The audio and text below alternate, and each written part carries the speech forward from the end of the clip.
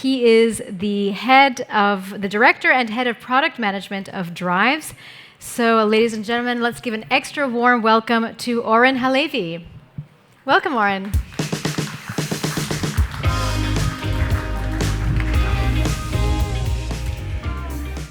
Hey, good afternoon, everyone. I'm almost the last speaker in today's very busy presentation, so I appreciate the time that you spend here. Usually there is a nice animation presenting Doron, showing him, so I thought of doing a dance, but instead of that, let me just introduce myself. My name is Oren Halevi. I'm head of product management at Driivz, and I'm here to talk today about some lesson we learned about from largest implementation that we have done in the market. We're between two revolutions: the mobility revolution, that we are all here because of it today, and the energy revolution. The energy revolution consists of the demand response and the flexibility market, and the ongoing number of chargers in this market, and how it impacts the network. And we're here because of the people in the middle, because of the drivers. We would like to make sure that the drivers are happy, and we want to see how we can assist them. We are all very lucky. Our business, our market is growing rapidly, and we are able to shape this world by making changes. In the end, it's all about the heritage and what we leave behind for our children, and I think together we can make this change.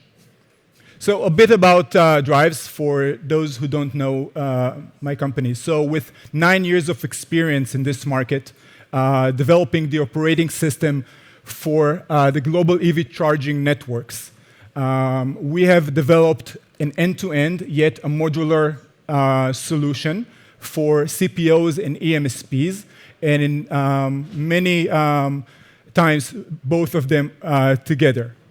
Our customers are coming from different markets, from the utility market, the OEM market, gas and oil, as well as energy and other solution providers. Our solution serves almost 1 million drivers around the world, with tens of thousands of chargers connected and 100,000 connected via roaming. We're running in almost 30 countries today, in Europe, US, South America, and Asia, and soon Australia as well. So this is the reason we're here today. I want to give you some insights from the lesson we learned in our large project that we have implemented throughout the years. So the EV charging ecosystem is complex. It consists of multiple parts. The mobility side, this is where the driver, both the private driver and the fleet driver, lives with their billing solution, their app, etc. On the other part are the chargers, of course. And when we look at chargers, in many cases, we think immediately of public charging. But that's really not the majority of where people are charging, right? They charge at home, they charge at MDUs, they charge at a workplace, at a gas station, maybe next to a convenience store, and of course also in public places where it needs to.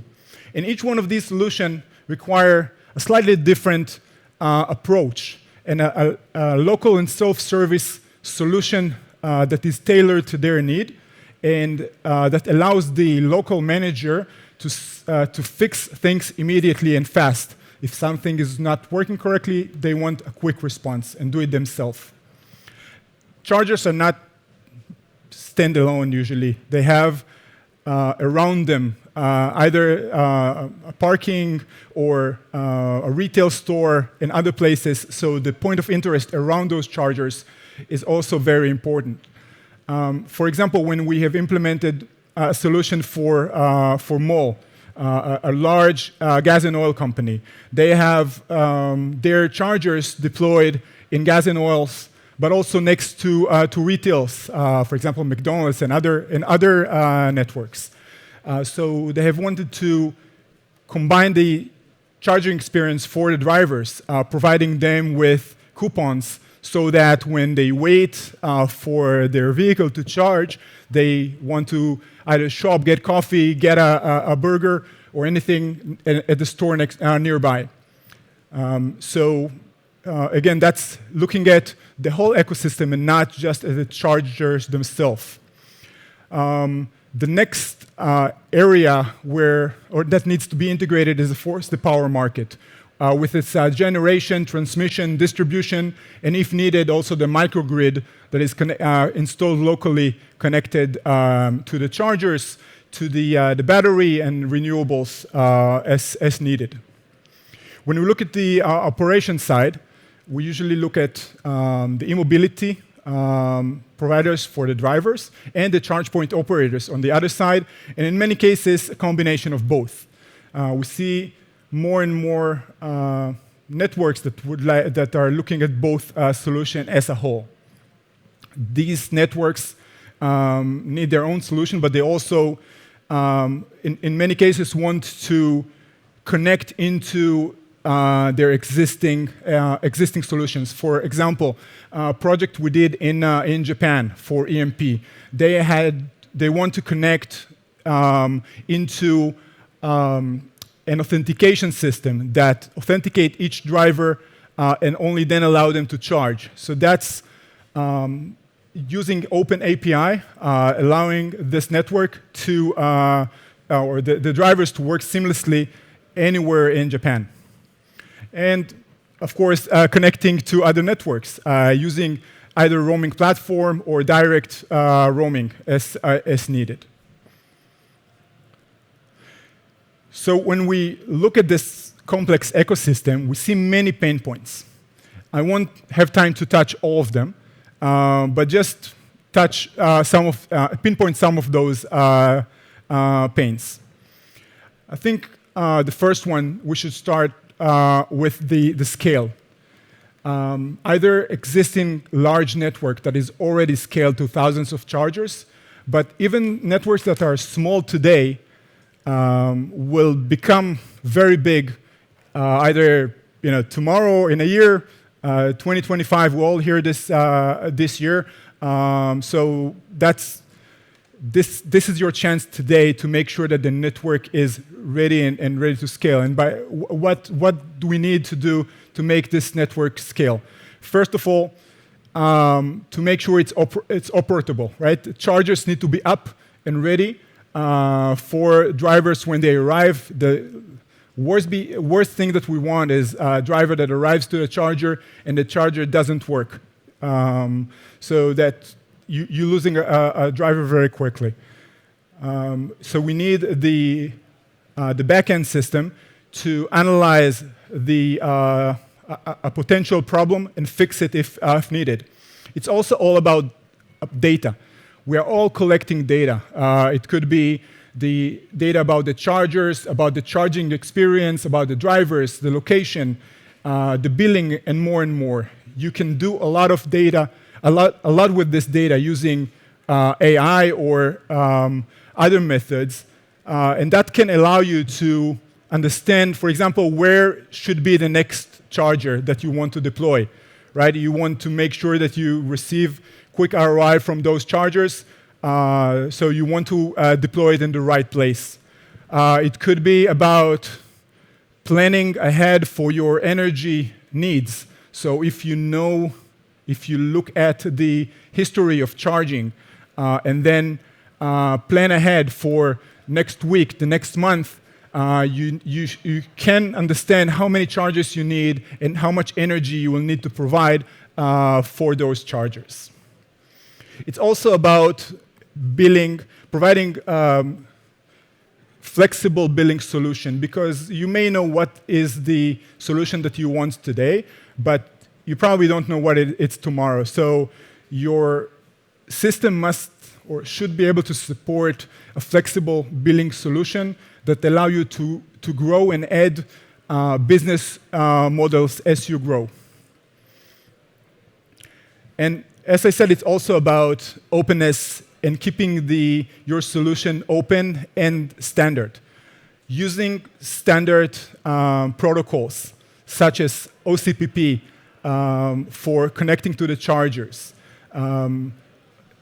roaming protocols, such as OCPI, to connecting to other networks, will allow you to scale and grow your network in the future. When we look at the integration with the utility and the power grid, we put there, just as a reminder, the duck, just to remind us the duck curve or camel curve, as one of the presenters did this morning, of the demand during the day. Integrating the power grid into the chargers has a huge potential to level this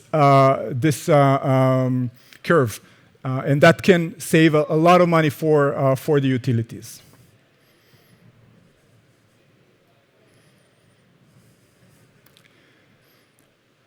So when we look at an overall solution, we want to make sure that it's an open solution, allowing you to integrate into legacy systems, your CRM, your ERP, your external billing and invoices, etc. And that needs to be done using API. It needs to use standard protocols. Mentioned OCPP, ISO 15118 as the demonstration outside proofs, becoming really an important requirement with this solutions. Using standard protocols such as OpenADR to integrate with the grid is also becoming critical, especially when you want to offer a time of use tariff for your drivers and your local hosts. EVgo, one of our customers, has just announced last week that they will start offer dynamic pricing, basically based on time of use. So if you charge in the morning, it's less expensive than charging in the afternoon, for example. So the driver can benefit from this integration and this solution. Each one of the locations need their own solution. So the solution for a retail is different from a solution to a home. The local manager or the homeowner wants to make sure that he gets his energy cost from the drivers on time. The local retail want to make sure that he maximizes his store potential, so integrating with coupons. So each one needs a different solution, but all of them need a local one, which means that they don't want to wait for the CPO to respond when there is a quick need to do something. They want self-service solution and do it by themselves if possible. Same as the driver. The more things that you allow as self-service, the less things that you need to do as a CPO or MSP by yourself. So if you allow the driver to register by themselves, you don't need to register for them, right?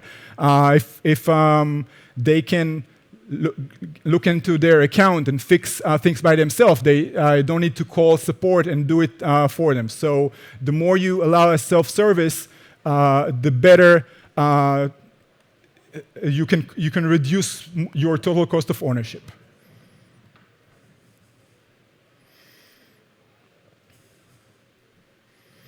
So a couple of insights from our implementation.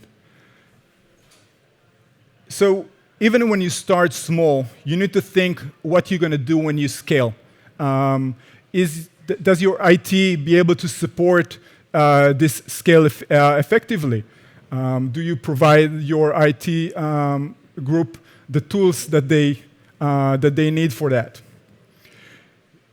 You want to make sure that you're not restricted or locked in to a specific vendor. And that's, as I said before, if you use standard protocols, you can switch the hardware, switch the software, and everything will still work, right? Using standard OCPP, make sure that the chargers, you can select multiple vendors for your chargers and integrate them easily. It allows you also to grow rapidly. We saw in multiple places, let's take Mer as an example. Mer grew rapidly from integrating more and more networks. If your system is able to scale, do that automatically. Do the migration from one network into your network easily. That means that you are able to grow and not lose customers because of that. And of course, you want a fast time to market. Take an off-the-shelf solution.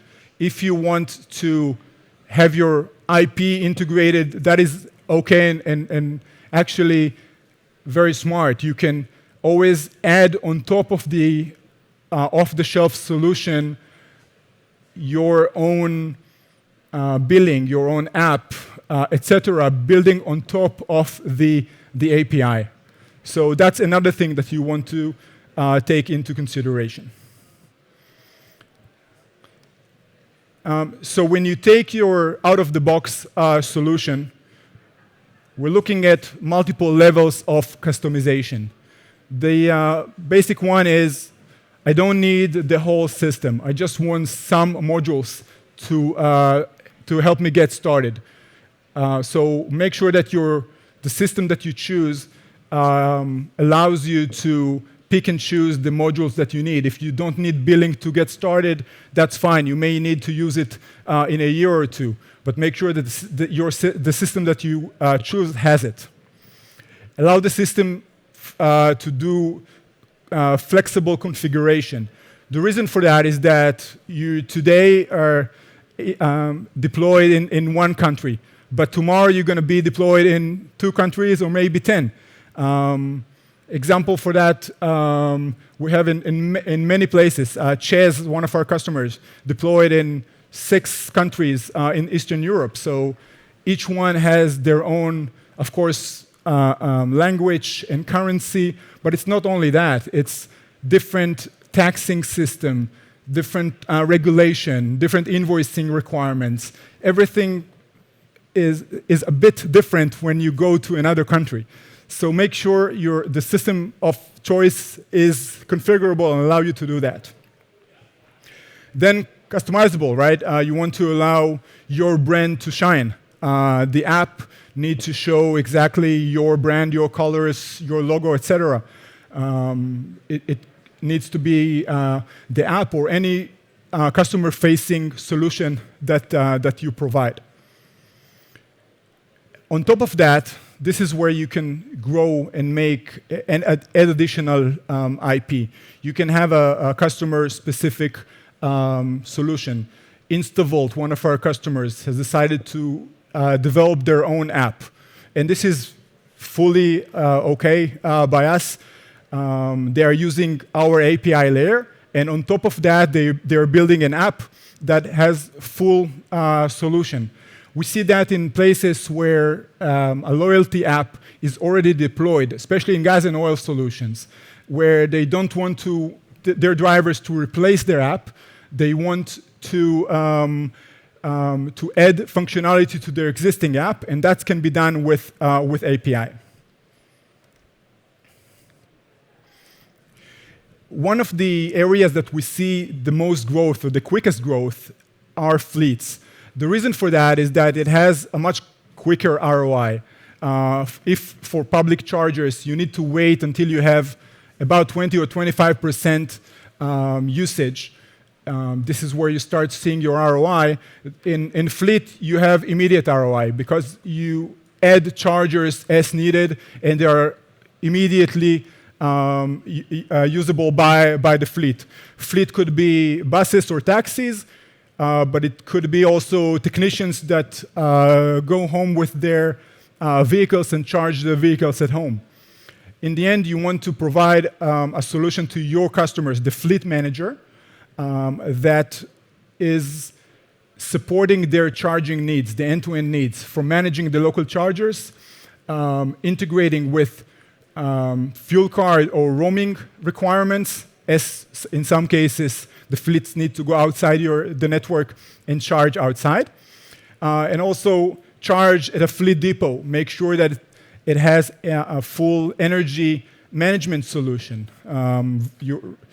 Especially in depots, you will run quickly out of your available energy, and you'll need to balance this energy based on specific fleet requirements. And fleet is different to manage energy management than anything else because it has the advantage of knowing the specific vehicle requirements. So you may know when the vehicle arrives, when it departs, and how much energy it needs. So you can tailor the charging of this specific vehicle into the vehicle needs. So again, you need to make sure that the system supports that.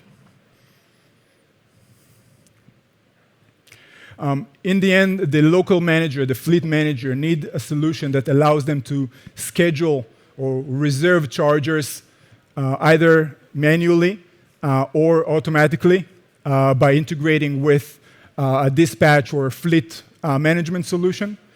It needs a solution that allows them to plan for energy, but also replan if something happens. I don't know, a charger may be out of order, or a vehicle may be late. Every small things like that will change your energy planning, and you need to make sure that the system supports that. And the most important thing is make sure that the charger are operable, and you'll do that by providing a self-healing or proactive maintenance solution, making sure that a charger that is identified by the system as faulted is automatically fixed, even without the knowledge of the local manager or the operator. From our experience, we discovered that about 80% of the faulted chargers that could be fixed remotely can be done. This can be done automatically. So you save a lot of money on your total cost of ownership. You don't need to send a technician on site because the system can fix many of the problems automatically remotely.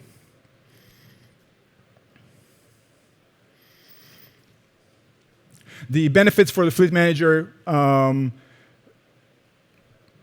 in the end, they want their vehicle to leave on time and fully charged.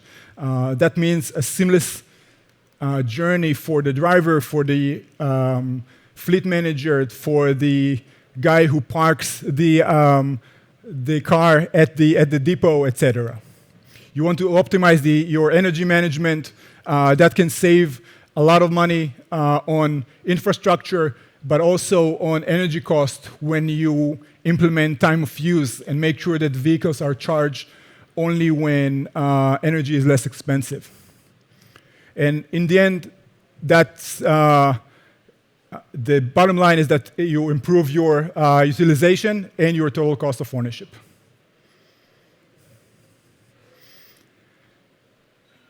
Energy management. We've been discussing this all day, I think. Very important for the fleet, but also for other customers. And each one may have a slight variation of this. But the multi-dwelling unit, the apartment building, in the end, will run out of energy very quickly if you want smartly manage the energy. So you need to deal with the site max energy limitation. You need to make sure that your solution for the future allows vehicle to grid, which will improve energy management significantly. And you want to integrate with spot pricing or time of use pricing to make sure that you save money where possible. Another important thing is that you want your solution to integrate with a local energy management solution. It could work without it, but in some cases, we see a need where both a cloud solution and a local solution is required, so your backend system needs to support that scenario as well. Just quickly, as I'm running out of time, the solution needs to support the EV needs, the parking lots need, where you have this camel curve, as we see here. You want to make sure that you charge when possible and not charge when on peak time.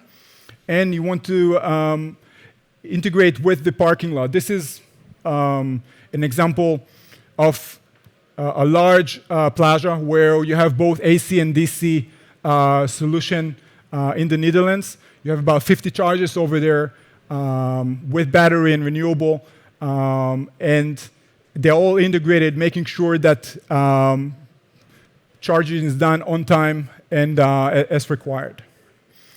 You need to look at a higher level, not just as a parking lot level, but also in the campus and sometime in the whole smart city level, because you'll start seeing blackouts and you need to respond to the demand response requirement of the grid. You need to respond not just to the parking or the charging solution requirement, but also to the actual building requirements. The lower light blue area represent the building requirements, and on top of that, you have the charging requirements, which ends up as what the whole site consume. And you never, of course, want to exceed the max limit of the site. So in the end, we want transforming the EV charging energy challenge into a solution to a bigger problem. So it's not, let's not look at it as a problem, but let's look at it as an opportunity, because there are a lot of business opportunities and technical opportunities that we can leverage here. Thank you.